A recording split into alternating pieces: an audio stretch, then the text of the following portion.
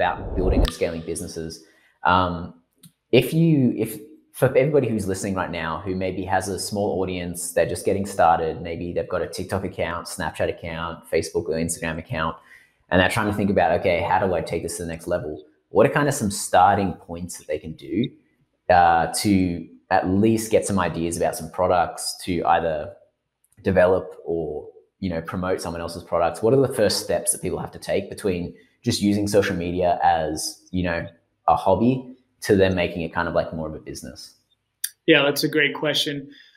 This would absolutely go into knowing your numbers and your content first. So I would, there's a great book out there by Daryl Eves called YouTube Formula. And that applies really to all social media. I really like Daryl. He's like the king of YouTube, and he's consulted with us on a couple of things. So I always love pumping him up because he really knows what's up.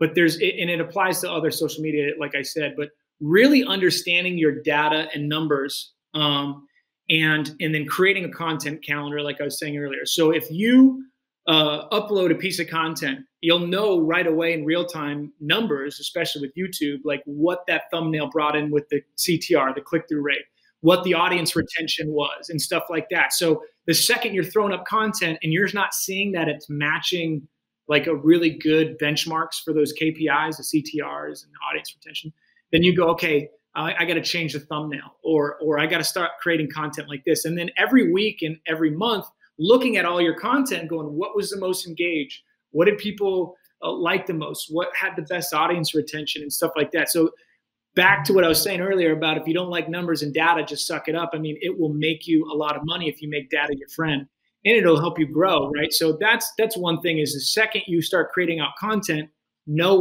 what's happening with your content as you're pushing it out.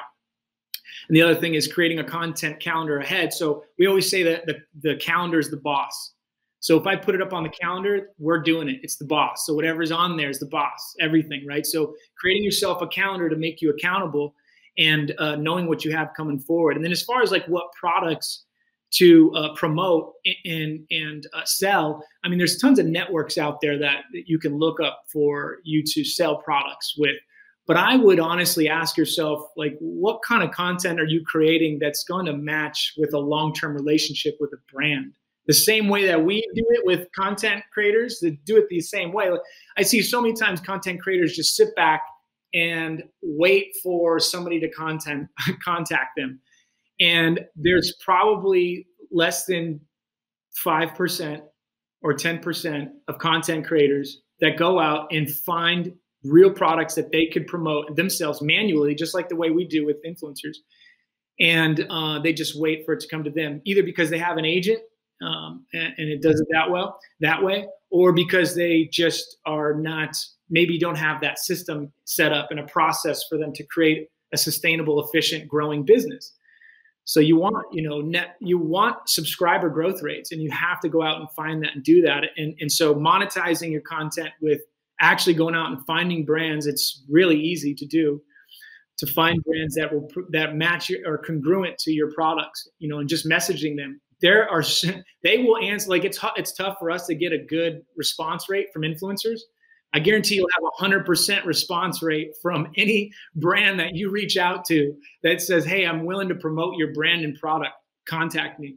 They will jump up and down to, it may not work out, but the fact that you reach out to them, no influencers really do that. Like I said, 5 to 10% maybe do. And that 5 to 10% are the most successful because they did it. And the cool thing is here's another thing. This is going to save you time. If you go out and you reach out to and have in your Rolodex or your list and a spreadsheet who you're contacting, if you do that consistently for a month, I can almost guarantee you will never have to find and search for another brand for another 6 months easily, because you're looking for a specific product and they're going to respond to you. It's congruent. You're going to make money, and you're going to go, I'm overwhelmed with the opportunities here. I got to pick and choose. And then from there, you're creating content around that. And most likely it'll turn into a huge win. So if you do that, you're a step ahead of the competition, and you could pretty much guarantee some good commissions within the first 30 days.